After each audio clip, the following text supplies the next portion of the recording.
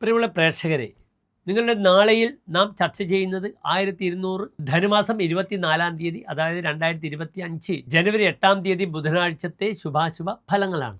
നാളെ ബുധനാഴ്ച തൃശ്ശൂർ സൂര്യോദയം കാലത്ത് 6:46 അസ്തമയം വൈകിട്ട് 6:14 നാളത്തെ ബുധനാഴ്ചത്തെ രാഹുകാലം നിങ്ങൾക്കറിയാം.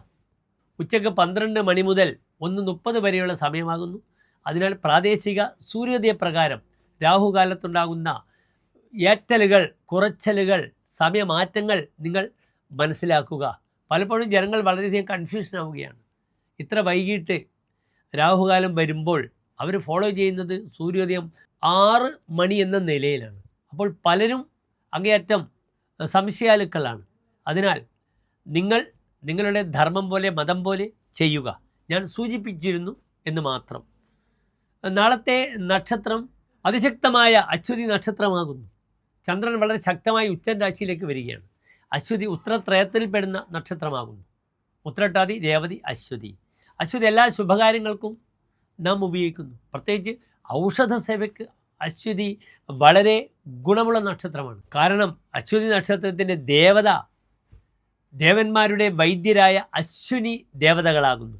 അതിനാൽ അശ്വിനി നക്ഷത്രക്കാർ നിങ്ങൾക്ക് പലപ്പോഴും കാണാം, ഡോക്ടർ അല്ലെങ്കിൽ പാരാമെഡിക്കലുമായി ബന്ധപ്പെടുന്ന മേഖലകളിൽ ഒക്കെ തന്നെ അവരുടെ ഒരു അറിവ് സമ്പാദിക്കുവാനും അതിലൂടെ തങ്ങളുടെ ജീവനവൃത്തി, ജോലി ലഭിക്കുവാനും അവർക്ക് കൂടുതൽ താല്പര്യവും ക്ഷേമുഷിയും കാണപ്പെടുന്നുണ്ട്. നാളത്തെ തിഥി അത്ര നല്ല തിഥിയല്ല. ശുഭകാര്യങ്ങൾക്കൊന്നും നാം രിക്താതിഥി, ഒഴിഞ്ഞ തിഥി, വെളുത്തപക്ഷത്തിലെ തിഥിയാണ്, നവമി തിഥിയാണ്, പക്ഷേ ഒഴിഞ്ഞ തിഥിയാകുന്നു. തിഥി എന്നാൽ സമ്പത്തിനെ സൂചിപ്പിക്കുന്നു. അതിനാൽ ദുർബലമായ, ശൂന്യമായ തിഥിയാകയാൽ സാമ്പത്തിക വിഷയത്തിൽ നിങ്ങളുടെ കാര്യങ്ങൾ അത്രത്തോളം ശുഭകരമായി ചെയ്യുന്നത് നിങ്ങളെ ഉപദേശിക്കുന്നില്ല. മറ്റെല്ലാ ശുഭമുഹൂർത്തങ്ങൾക്കും ബുധനാഴ്ച അനുകൂലമാണ്. പക്ഷേ ബുധനാഴ്ച നാൽക്കാലികൾ, ഗർഭിണികൾ, സ്ത്രീകൾ ഇവർ സഞ്ചരിക്കാറില്ല. ബുധനാഴ്ചയും സഞ്ചരിക്കാറില്ല, വെള്ളിയാഴ്ചയും സഞ്ചരിക്കാറില്ല. നാളത്തെ ഏറ്റവും നല്ല മുഹൂർത്തം കാലത്ത് 9:50 മുതൽ 10:50 വരെയുള്ള സമയം. എല്ലാ ശുഭകാര്യങ്ങൾക്കും, സാമ്പത്തിക വിഷയം ഒഴിച്ച് എല്ലാ ശുഭകാര്യങ്ങൾക്കും എൻ്റെ പ്രിയപ്പെട്ട പ്രേക്ഷകർക്ക് സ്വീകരിക്കാവുന്നതാണ്. നാളത്തെ പ്രാർത്ഥനയും നവഗ്രഹ ക്ഷേത്രത്തിൽ രാഹുകേതുക്കൾക്ക് അർച്ചന ചെയ്യാം. ഓം രാഘവേ നമഃ, ഓം കേതവേ നമഃ എന്ന പഞ്ചാക്ഷരി മന്ത്രം നിങ്ങൾക്ക് ചൊല്ലാം.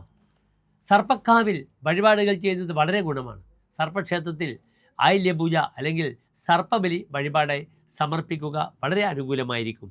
എല്ലാ പ്രിയപ്പെട്ട പ്രേക്ഷകർക്കും ഒരു ശോഭനമായ നല്ല ആശംസിക്കുന്നു. നന്ദി, നമസ്കാരം.